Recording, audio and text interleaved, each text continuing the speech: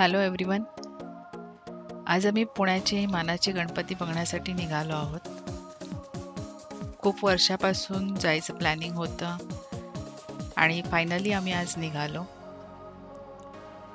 नवी मुंबई ते पुणे हा आमचा आजचा प्रवास आहे.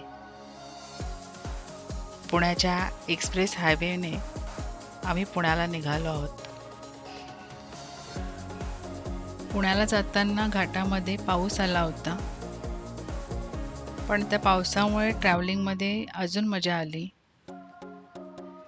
रेनी सीझनमुळे सगळीकडे मस्त ग्रीनरी दिसत होती.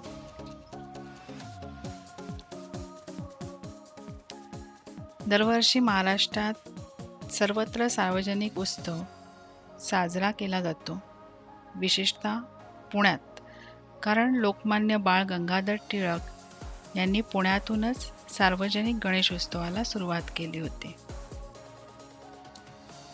पुण्याचे मानाचे 5 गणपती हे गणेशोत्सवाचे मुख्य आकर्षण आहे.